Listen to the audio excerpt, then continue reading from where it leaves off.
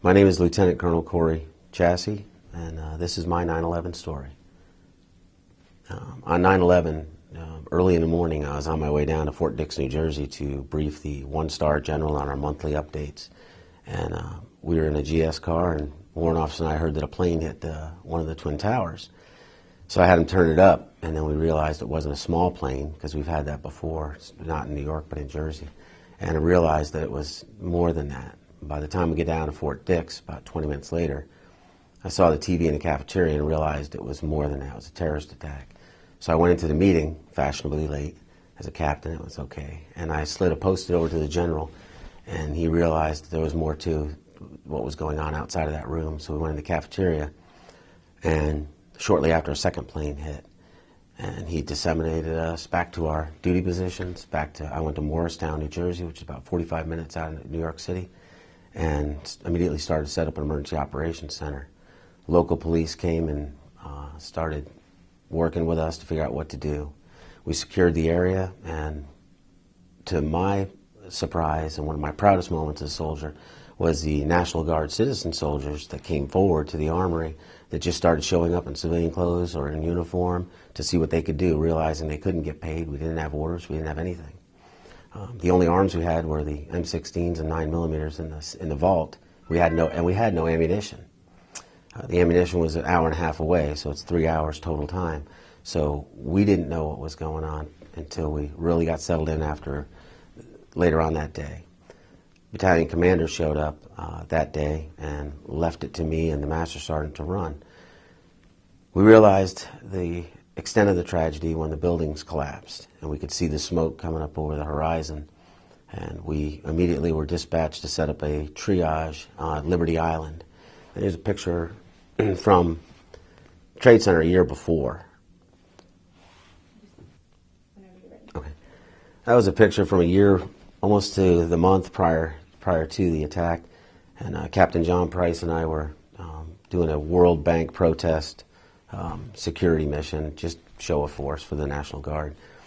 So I thought that was a good place to get a picture, not realizing that later, they would no longer be there.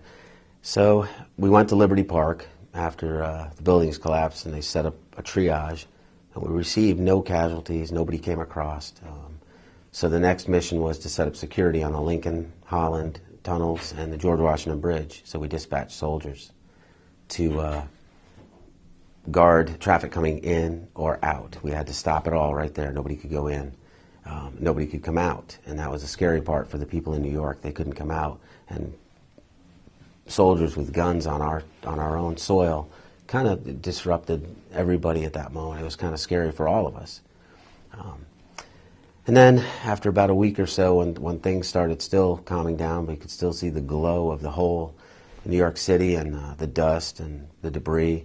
Some of our soldiers went into New York to help with the 9/11 area, and some of us stayed back in Morristown, New Jersey, and kept running the Emergency Operations Center and rotated our security officers and guards through the Holland Lincoln Tunnel, George Washington Bridge, and we also guarded the nuclear plants in New Jersey.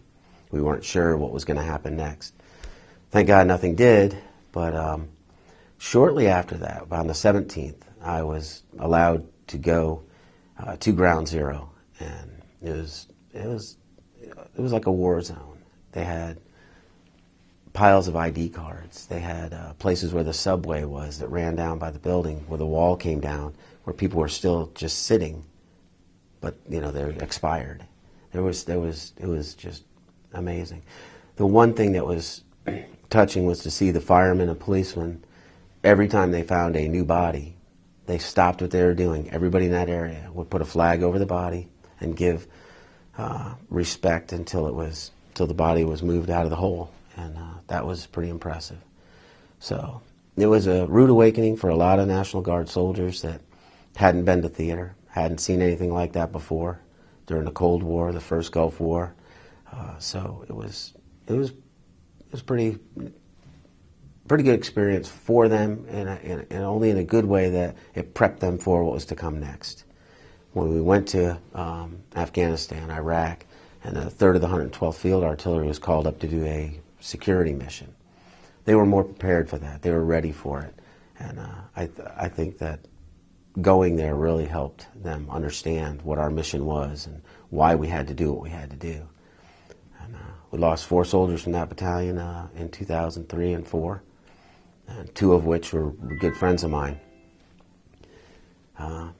After that, the unit came back. They've done 2 tours, and I've been in touch with them ever since. And the only thing that I keep out of the beginning of that was I keep the Time magazine article that hangs up in my office of Frank Carvel, who was hit with an IED and lost his legs, and I was not there, my friends were, and Frank was a good friend of mine, so when I saw that article I just keep it in my office, and it motivates me to understand why I do what I do in force management. And that's my 9/11 story.